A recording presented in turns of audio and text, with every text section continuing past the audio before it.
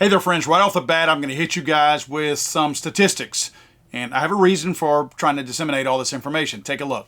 2019, according to the U.S. Department of Justice, this is from their own website, if you look at black on black murder, 2,574 black men killed other black men. Now, that's not the highest number. By about 20 more, you've got white on white murder. But you have to understand also that black people make up 12.5% to 13% of the overall population. So those numbers should be considerably lower than 2,574 of black men killing black men. Now, this is black people killing black people, but the majority of them, as you can tell by the sex of the offenders over to the side there, is usually men doing this. So let's move on to the next slide. I want you to see this as well.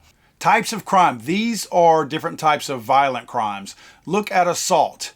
Assault is 1.7 per 1,000 black men are being assaulted. That's by far the highest rate per 1,000 of any of these violent crimes taking place. And again, it's assaults against black men.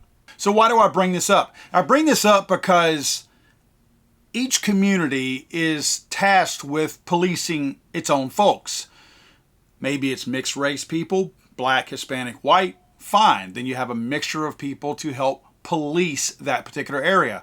If it's a predominantly white neighborhood, then you're going to likely see predominantly white leadership who should be leading the cause. Same goes for a black community, same goes for a Hispanic community. If it's a predominant race, you typically see and expect to see that particular race leading the charge in trying to keep its community safe, mentor young people, whether it's young men or young women, trying to do what's right and do what's good. A lot of times people look to athletes, stars, superstars, movie stars, TV stars, to also try to carry that torch more at a distance, providing that mentorship. In other words, obviously not in the local communities. But many of those local community leaders, they take from what those national mentors are giving them and say, hey, look what so-and-so did.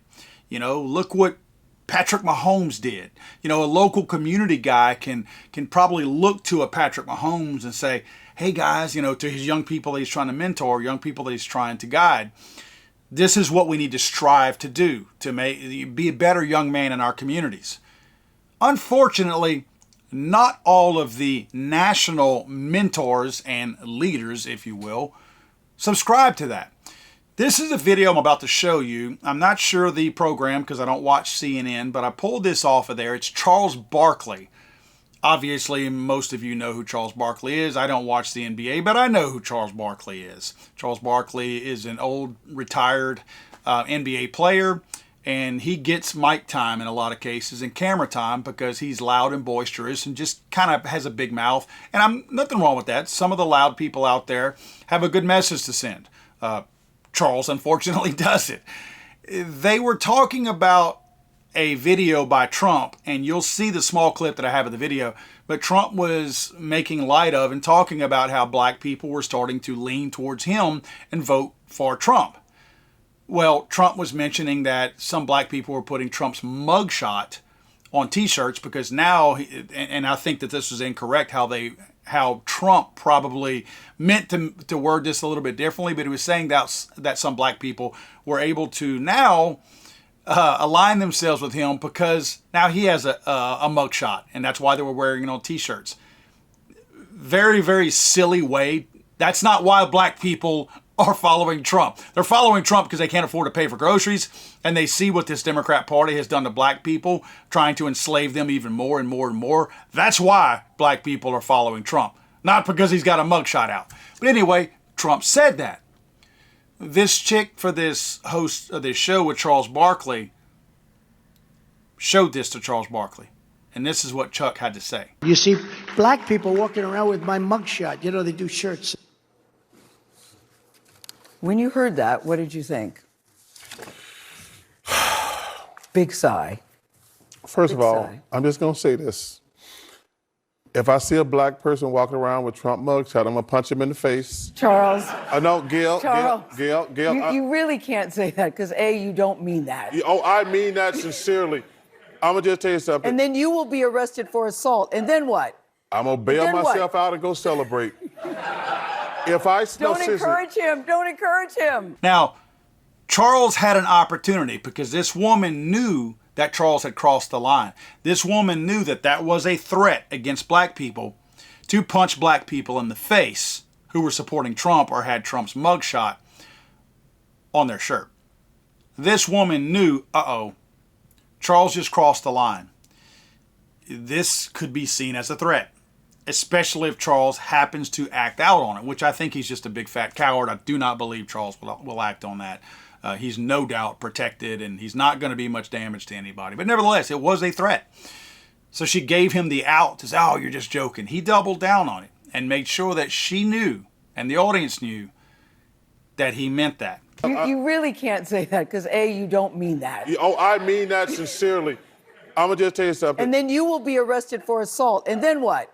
I'm going to bail Then what? myself out and go celebrate. Now, I understand that a lot of people in these types of situations are feeding off the crowd. The crowd feeds these idiots and, allows them to bloviate and run their mouths and say things that they really don't mean.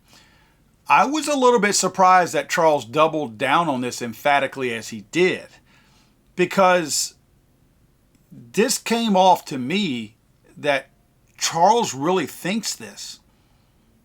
I mean, he even bragged about paying his own bail and getting out and celebrating. What do you guys think of this? The reason why I say this is because if I'm a black man and I live in Arizona where Charles Barkley lives, I think Glendale, Arizona might be where he lives. They don't have a red flag gun law in Arizona that I'm aware of. I looked and I didn't see any pending litigation or an existing law that was along the lines of a red flag gun law. So I don't see Charles getting red flagged on this. But what if in the neighborhood where Charles lives, and hear me out on this, someone may seek to bait Charles into trying to punch them in the face. Someone may get Trump's mugshot put on a t-shirt and walk down, maybe walking their own dog in front of Charles's residence when Charles comes and goes or whatever. If Charles attempts to punch them, I think they'd be ready for him. Arizona has a lot of law-abiding gun owners in that state. If they put some lead in Charles's ear, what then? And this might be a question for my friends over at Attorneys on Retainer. I may ask Mark this, because this is something that immediately when I heard Charles say it, double down, and again talk about how he was going to pay his bail and come out and celebrate, this seemed to me like a case where whether somebody was baiting Charles or they just did this in support of Trump and put his mugshot on a t-shirt. If Charles saw them and attacked them, I believe this video is really good cause for somebody to get off on this, because Charles is already saying that he's going to punch those people. And he was given the opportunity to retract that, and he did not do that. I think this is a slam dunk case if anything happens going forward with Charles and a Trump supporter. It doesn't have to be, I don't think, an actual shirt on somebody. If somebody is supporting Trump and Charles sees that, Charles obviously is ignorant and stupid, because Charles doesn't realize that black people benefited more than under Trump than any other president out there, including this idiot in the White House right now. Charles is just too stupid to realize that. Maybe he should call his accountant and see how much money he had in his bank account whenever Trump was in there and how much he's got now. I know Charles doesn't feed his fat belly himself. He's probably got a cook and somebody that shops for him. But surely they could explain to him that groceries cost twice what they cost back then. Charles can't be this stupid. Oh, yes, he can. I guess he can. Yeah, he bounced the ball for a living. I mean, how smart do you have to be to throw a ball at a hoop? You know what I mean? So, yes, no real threat of Charles winning a Nobel Peace Prize or any kind of an intelligence award. But nevertheless, I think Charles has put himself in a really bad position by making this blanket threat to all black people who could be supporters of Donald Trump. Tell me what you think in the comment section down below. I would love to hear you guys' thoughts on this. God save the Queen, man. I'm sorry, I thought this was America.